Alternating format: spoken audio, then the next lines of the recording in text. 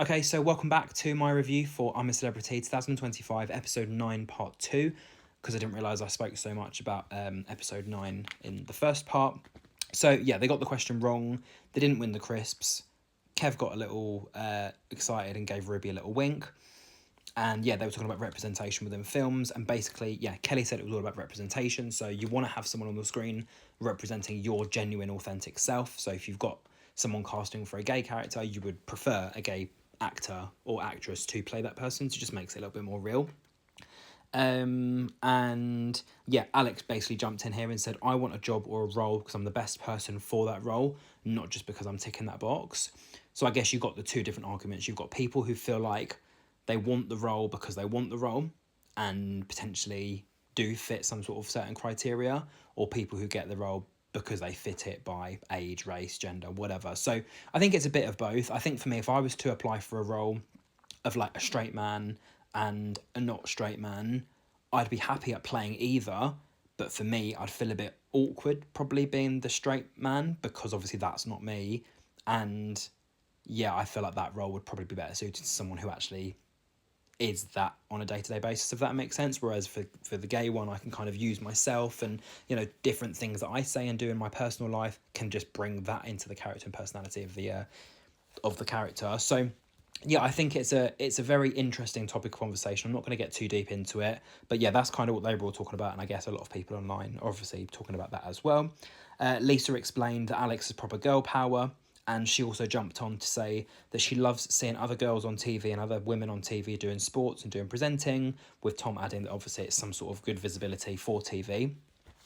Alex, again, was also found to be having the contraband, so having the seasoning, i.e. the salt, and Jack had to read out a little notice that said, we've obviously lost one of the stars that was won by H due to contraband in camp, and once it's all been handed in, dinner will finally be served. So, yeah, Jack called Shona and Alex the contraband girls because Shona had actually brought in an air freshener, and Alex obviously brought in her salt patches to kind of, sweeten the food a little bit.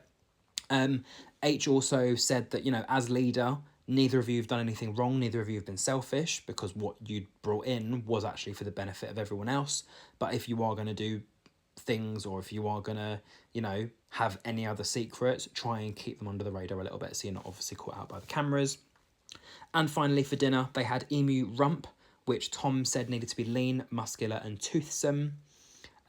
Ginge explained to Kelly that he watched I'm a Celebrity as he was growing up, so it's absolutely amazing that he's now actually on the show.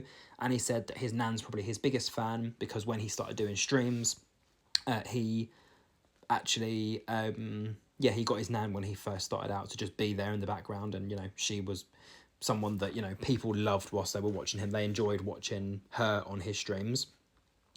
H explained that he had 2 pieces of the rump, and it was absolutely splendid. And he said that he spent too much time with Tom because the word splendid isn't even a word in his dictionary. And Ginge explained that it's obviously been a long time for him to have been away from home so far, but he had a difficult day, and I think you got to just think you're with your jungle family, so you got to just try and enjoy as much of the experience as you can. Make new friends, make connections. Remember, you are on TV, so your every move is being watched. So you want to come across as best as you can to get those future job opportunities or networking opportunities or interviews or whatever else. But also, you don't want people to think you're a certain way if you are genuinely a lovely person as well. So, yeah, I think there's a few people on the show this season that are probably maybe just doing it for the money or just doing it for a bit of exposure. But also at the same time, even if they are, they all genuinely are coming across so lovely and so genuine. But again, a lot of them have done TV for so many years now, so who's actually genuine and who's not, I don't know. But they all seem genuine so far. And then we had somebody come back into camp reading out a notice. They said the nightmare continues, with H kind of jumping on it saying, hang on, well, if it's going to be anything based from what I've done already, you'll be locked in some sort of bed or some sort of cabin and you'll have your nightmares that you're going to have to face. It read that Eddie, Kelly, Tom and Vogue would be moving on to that next trial. And the team chant that everyone else was shouting was erase the fear, erase the fear, erase the fear. Kelly had a feeling they were going to some sort of graveyard. Vogue felt like she was going to be sent to another camp to stay. And then they all saw a sign for a nursery. And Kelly said, we need to focus on the task. we need to forget what's around us. And they all kind of looked in the window, realised the door was open. I think at this point, Tom took a lead to like walk in, and Kelly was like, oh, this is not really a good idea. And he was like, well, we've got to get in and do it. And yeah, we found out that the next trial was going to be called 8 Rusty Manholes. Well, it wasn't going to be called 8 Rusty Manholes. It was going to have 8 rusty manholes. And it was going to be called Drown the Hatch, with Ruby being exempt from this one. So that is the end of episode 9. So the next trial, obviously, no Ruby. She ain't doing it, but one of the others will.